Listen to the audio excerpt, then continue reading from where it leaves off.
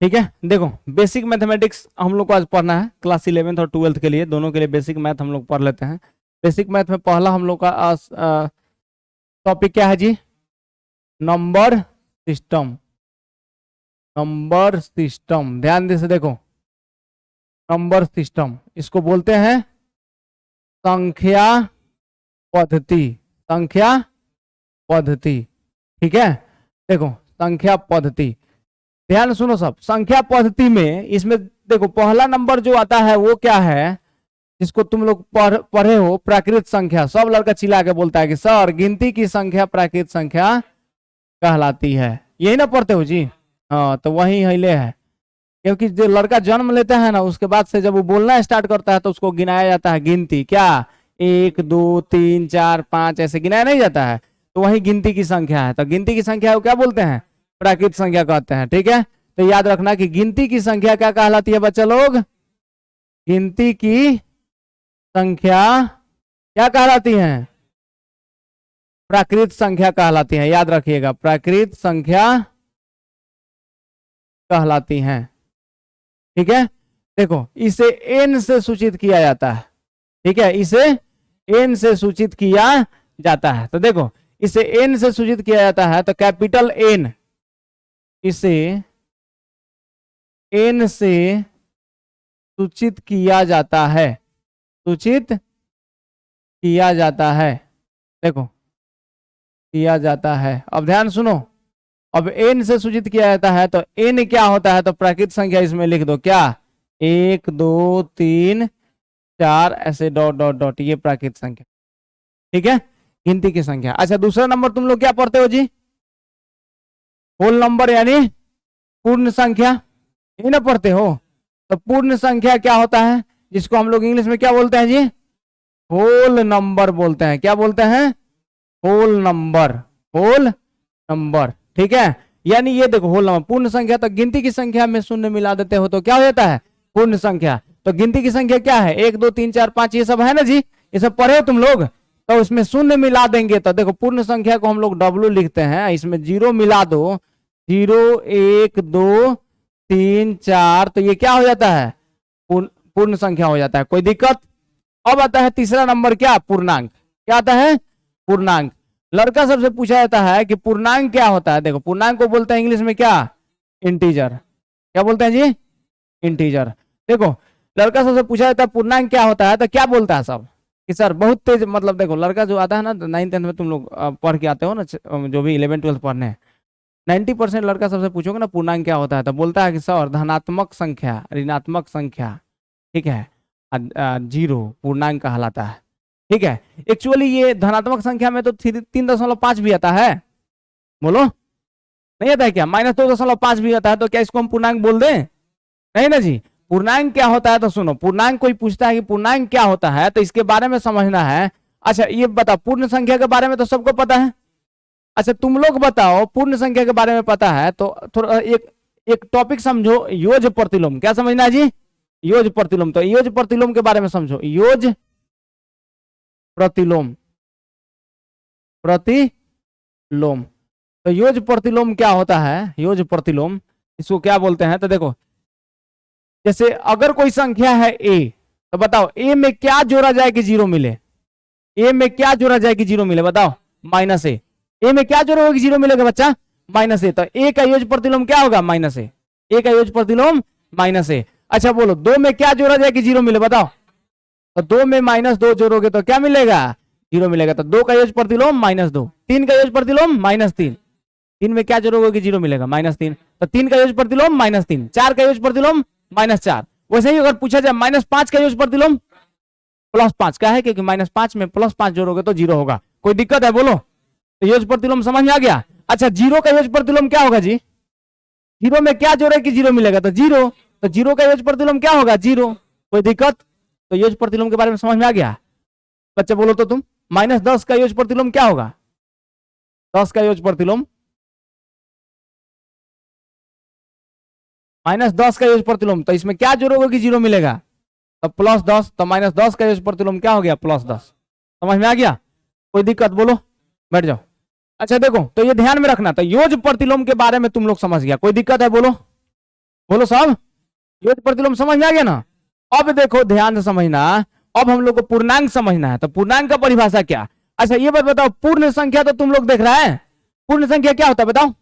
0 1 2 3 4 dot dot dot, ये सब क्या होता है, पूर्ण संख्या। तो हम परिभाषा में अगर बोले कि पूर्ण संख्या तथा इसका योज प्रतिलोम, पूर्ण संख्या तथा इसका योज प्रतिलोम पूर्णांक कहलाता है। तो 0 का बोलो, 0 का योज प्रतिलोम 0, 1 का योज प्रतिलोम -1, 2 का योज प्रतिलोम -2, 3 का योज प्रतिलोम -3, 4 का योज प्रतिलोम -4। समझ रहा है सब कि नहीं। तो पूर्ण संख्या तथा उसी का योज प्रतिलोम पूर्णांक कहलाता है। कोई दिक्कत। पूर्ण संख्या तो परिभाषा में तुम लोग लिख सकते हो कि पूर्ण संख्या तथा इसका योज प्रतिलोम क्या कहलाता है, योज प्रतिलोम पूर्णांक कहलाता है, पूर्णांक कहलाता है। कोई दिक्कत। बोलो साहब, समझ में आ गया ना। तो देखो इसे आई या जेड से सूचित करते हैं, इसे आई या जेड से सूचित करते हैं, आई या जेड से सूचित करते हैं। कोई दिक्कत बोलो, ठीक है। अच्छा देखो बच्चा, तुम लोग ये ध्यान में रखना, इसे आई या जेड से सूचित करते हैं, तो तुम लोग थोड़ा सा ये कंसेप्ट ध्यान में रखना, हम क्या बता रहे हैं थोड़ा समझो। देखो इसे आई या जेड से सूचित करते हैं, समझो बच्चा लोग आप लोग कि आई या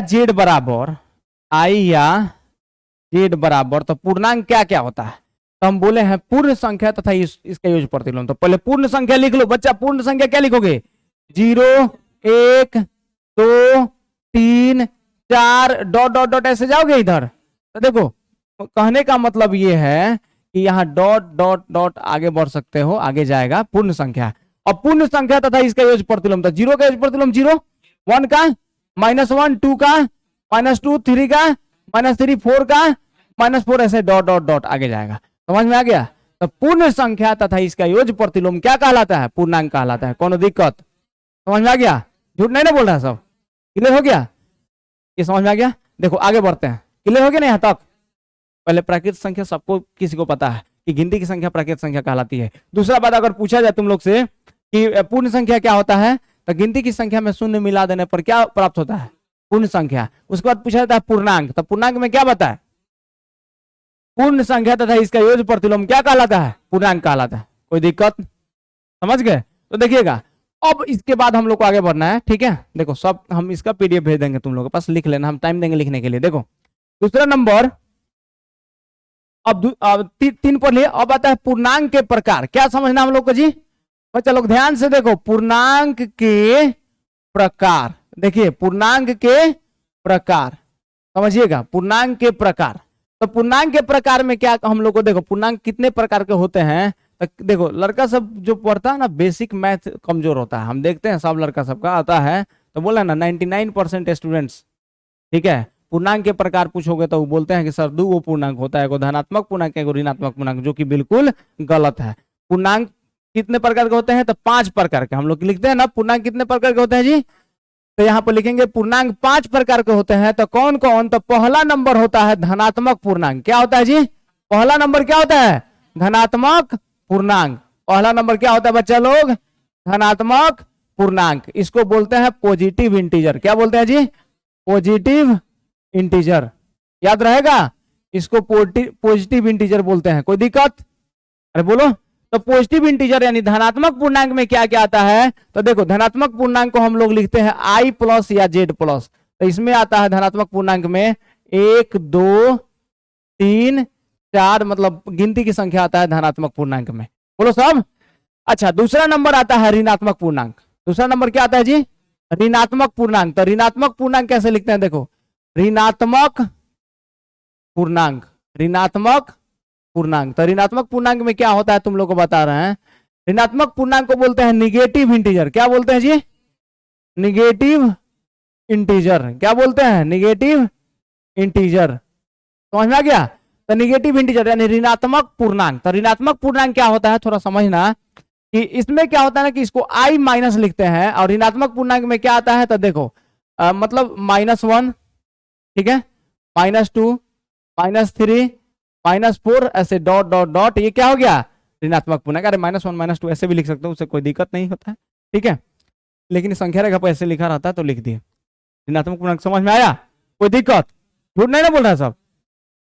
देखो तो ये धनात्मक पूर्णांक में क्या आता है, देखो यहाँ पर हम लोग लिखे हैं ना कि 0 1 2 3 ऐसे डॉट डॉट डॉट, इधर -1 -2 ऐसे डॉट डॉट डॉट इधर जा रहा है। तो धनात्मक पूर्णांक यहाँ से देखो, धनात्मक पूर्णांक कहाँ से स्टार्ट हो रहा है, तो यहाँ से इधर, ये सब क्या है धनात्मक पूर्णांक, इधर ऋणात्मक पूर्णांक कौन है, ये सब ऋणात्मक पूर्णांक। और जीरो क्या होता है, तो चिन्ह रहित पूर्णांक। जीरो क्या होता है, चिन्ह रहित पूर्णांक। जीरो ना तो धनात्मक पूर्णांक में आता है और न ही ऋणात्मक पूर्णांक में आता है, ये बात ध्यान में रखिएगा। यहां पर लिख रहे हैं चिन्ह रहित पूर्णांक। क्या लिख रहे हैं, चिन्ह रहित पूर्णांक, याद रखिए चिन्ह रहित पूर्णांक, पूर्णांक याद रहेगा। साइनलेस इंटीजर, चिन्ह रहित पूर्णांक को क्या बोलते हैं बच्चा लोग, signless integer, signless integer, signless integer, कोई दिक्कत।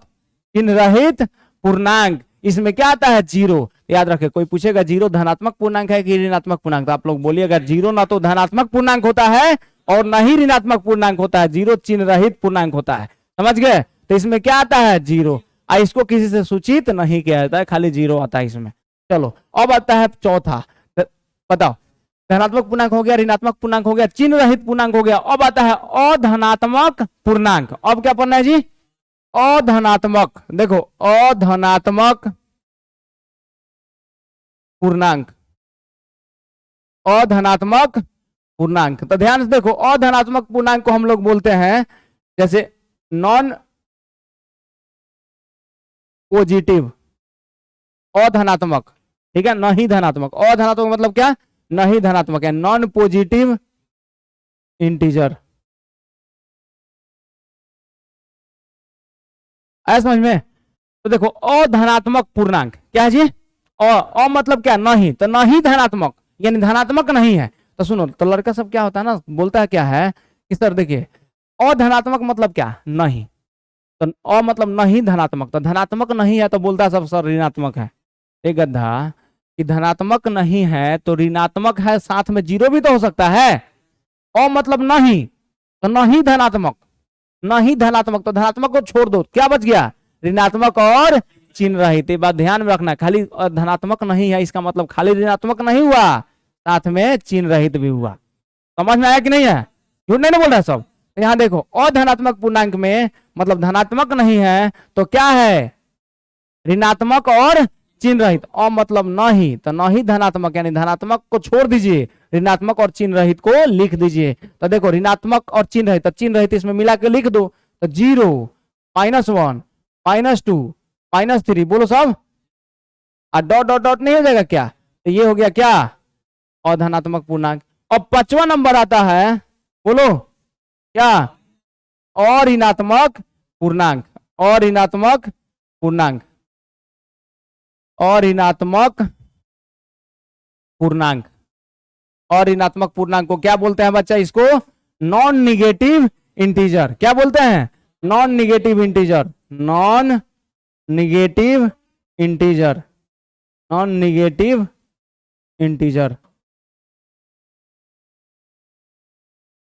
ठीक है। और ऋणात्मक पूर्णांक यानी नॉन निगेटिव इंटीजर। अब देखो इसमें समझना, और ऋणात्मक पूर्णांक मतलब क्या, मतलब नहीं, मतलब नहीं, तो नहीं ऋणात्मक तो क्या बचा जीरो और धनात्मक, बिल्कुल सही, नहीं ऋणात्मक मतलब नहीं, तो नहीं ऋणात्मक का मतलब क्या, ऋणात्मक को छोड़ दो तो क्या बचा धनात्मक और चिन्ह रहित, धनात्मक और चिन्ह रहित।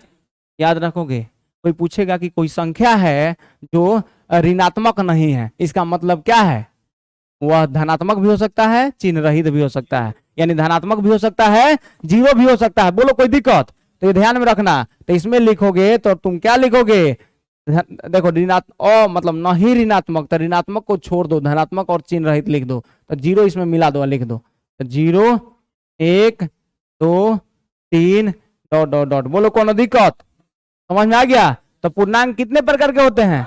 5 प्रकार के। बताओगे ना पूर्णांक कितने प्रकार के? 5 प्रकार के। कौन कौन? धनात्मक पूर्णांक, ऋणात्मक पूर्णांक, चिन्ह रहित पूर्णांक, और धनात्मक पूर्णांक और ऋणात्मक पूर्णांक। कोई दिक्कत? क्लियर हो गया? आगे बढ़े ना, इतना समझ में आ गया। चलो बच्चा अब आगे बढ़ते हैं। अब आता है इसके बाद देखो, अब आता है एक कंसेप्ट जो कि बहुत ज्यादा इंपॉर्टेंट है। बेसिक मैथ जैसे 11th में भी पढ़ोगे चाहे 12th में भी। अब आता है जीरो पर बात, सम संख्या और विषम संख्या पर बात आता है। ठीक है, सम संख्या और विषम संख्या का। तो तुम लोग क्या पढ़ते हो कि वैसी संख्या जो 2 से पूरी पूरी विभाजित हो जाए, यही ना? वैसी संख्या जो 2 से पूरी पूरी विभाजित हो जाए क्या कहलाती है? सम संख्या कहलाती है, यही ना? सम पूर्णांक कहलाती है, यही ना? तो देखो बच्चा, सम पूर्णांक में अगर देखा जाए तो यहां हम लोग पढ़ रहे हैं, देखो चौथा नंबर ना, 4th नंबर में अगर हम यहाँ पढ़ रहे हैं विषम पूर्णांक, विषम पूर्णांक। ए बच्चा लोग देखो तो विषम पूर्णांक क्या है? तो तुम लोग देखोगे मतलब ऐसे पूर्णांक जो 2 से विभाजित, पूर्णतः विभाजित नहीं हो, इसको क्या बोलते हैं? Odd integers. क्या बोलते हैं? Odd integers, odd integers. ठीक है, यानी विषम पूर्णांक, विषम पूर्णांक यानी विषम संख्या में ले सकते हो। ठीक है, तो पूर्णांक में पहले समझो विषम पूर्णांक क्या होता है।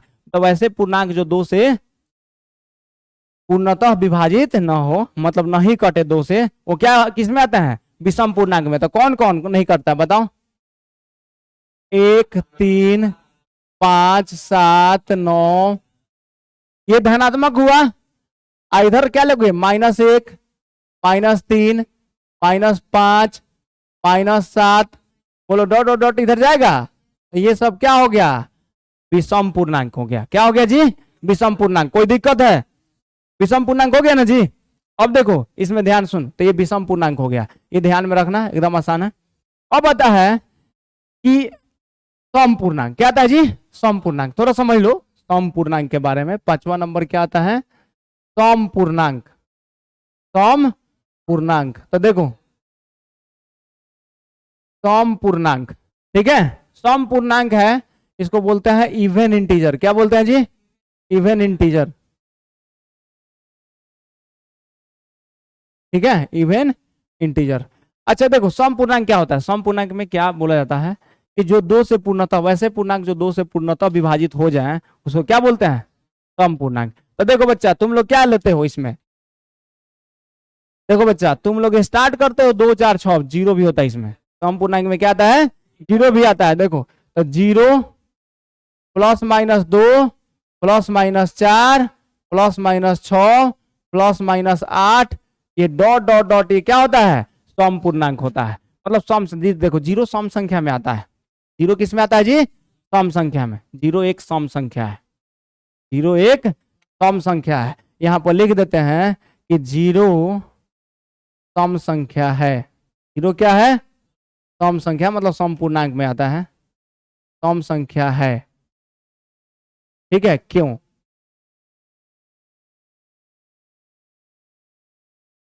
देखो ये क्वेश्चन बहुत बड़ा उठ रहा है यहाँ पर, जीरो सम संख्या है क्यों? ठीक है, सुनना ध्यान से। जैसे विषम पूर्णांक में तुम लोग समझा, जो वैसी संख्या जो 2 से पूर्णतः विभाजित ना हो, मतलब 2 से नहीं कटे, उसको क्या बोलते हैं? विषम पूर्णांक। अच्छा ठीक है, 2 से जब कट जाएगा तो सम पूर्णांक। बोलो कोई दिक्कत? अच्छा देखो अब आगे हम लोग को मतलब इसको समझना है कि जीरो सम पूर्णांक में आता है कैसे। देखो तो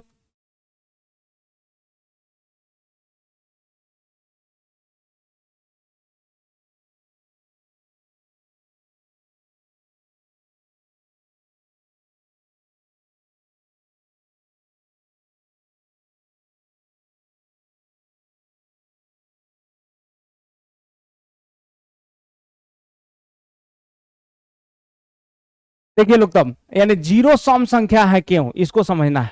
ठीक है, जीरो है सम संख्या है क्यों, इसको समझना है। तो देखा जाए कि पहले ये बात बताओ, तुम लोग को इसमें कोई दिक्कत है? विषम पूर्णांक क्या होता है? ठीक है, विषम पूर्णांक क्या होता है, क्लियर है? ठीक है, देखो असम पूर्णांक क्या होता है, क्लियर है? लेकिन जीरो इसमें आता है लेकिन विषम में नहीं आता है। क्या है आखिर, क्या कॉज है? ठीक है, किसी से मतलब मेन कॉज क्या है कि जीरो सम संख्या है, विषम संख्या नहीं है।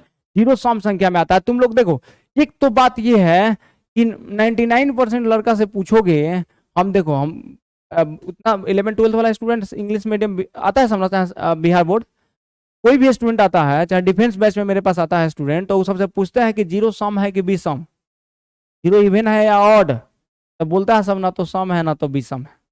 ये बिल्कुल गलत है, ठीक है। जीरो क्या है? सम है। क्यों सम है इसके बारे में हम तुम लोग को यहाँ बता रहे हैं। देखो बच्चा, तुम लोग बताओ जीरो सम क्यों है, थोड़ा समझना। यानी मेन कॉज जीरो सम होने का मेन कॉज क्या है, तो देखो इधर माइनस इन्फिनाइट संख्या रेखा पर, इधर माइनस इन्फिनाइट और राइट साइड में प्लस इन्फिनाइट। कोई दिक्कत बोलो? संख्या रेखा पर लेफ्ट साइड में माइनस इन्फिनाइट और राइट साइड में प्लस इन्फिनाइट। कोई दिक्कत बोलो? अच्छा देखो अब क्या है, यहां से समझा है इसको, ठीक है। ध्यान समझो कि जीरो सम संख्या है क्यों, तो इसके बारे में तो बताओ। यहां पर अगर हम लोग नंबर लिखें जीरो, यहां पर 1 2 ऐसे लिखेंगे ना जी, 0 1 2 3 4 ऐसे लिखेंगे। इधर -1 -2 -3 -4 होगा। इधर 5, अगर यहां पर आगे क्या हो जाएगा 6 ना हो जाएगा क्या? तो तुम लोग ध्यान से समझना। अच्छा तुम लोग बताओ 5 सम संख्या है कि विषम संख्या? विषम, ये तो कंफर्म है, कोई दिक्कत? 5 विषम है ना जी, 2 से कटता है क्या 5? नहीं। तो 5 3 1 ये सब तो विषम है। 5 3 1 -1 विषम, -3 विषम। देखो ध्यान से, तो संख्या रेखा पर लगातार 2 विषम संख्याओं को गिनने पर उसमें जीरो शामिल नहीं होता है। ध्यान से देखो, लेकिन जब सम संख्या को गिनेंगे तो उसमें जीरो शामिल हो जा रहा है। समझ में आया? तो कोई पूछेगा एक्चुअल कॉज कि जीरो सम संख्या है क्यों, विषम संख्या नहीं है, तो क्या बताओगे? तो संख्या रेखा पर लगातार विषम संख्याओं को गिनने पर उसमें जीरो, बोलो, जीरो उसमें शामिल नहीं होता है। लेकिन सम संख्याओं के बीच का अंतर निकालने पर, जैसे 6 - 4 2, 4 - 2 2 और 2 - 0 2, तो विषम संख्याओं के बीच का अंतर निकालने पर जैसे 5 - 3 2, 3 - 1 2 नहीं आएगा क्या? तो देखो लगातार मतलब विषम संख्या, 2 लगातार विषम संख्याओं के बीच का अंतर निकालने पर उसमें जीरो शामिल नहीं होता है। लेकिन सम संख्या, 2 लगातार सम संख्याओं के बीच का अंतर निकालने पर उसमें जीरो शामिल हो जाता है। इसलिए जीरो सम संख्या है, विषम संख्या नहीं है। अब कहीं बोलोगे कि जीरो मतलब ना तो सम है ना तो विषम है, कहीं बोलोगे जी? ये ध्यान में रखना। क्या बताओगे कोई भी पूछेगा तो? जीरो क्या है? सम संख्या है, एकदम कॉन्फिडेंस के साथ कि जीरो क्या है? सम संख्या है। ठीक है, जो नहीं जानता हूं कॉन्फिडेंस लूज करता है, समझा सब? याद रखना जीरो सम संख्या है। ठीक है, क्यों है समझा सकते हो? एक्चुअल कॉज तुम लोग बोलना कि संख्या रेखा पर 2 लगातार विषम पूर्णांकों के बीच का अंतर निकालने पर उसमें जीरो शामिल नहीं होता है, लेकिन सम संख्या के बीच का अंतर निकालने पर उसमें जीरो शामिल हो जाता है। इसलिए जीरो सम संख्या है, विषम संख्या नहीं है। कोनो दिक्कत?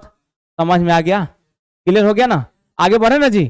चलो तो इतना हो गया बच्चा लोग। आप लोग ये जल्दी से लिखिएगा, हम भेज देंगे, हालांकि आप लोग लिखिए जल्दी।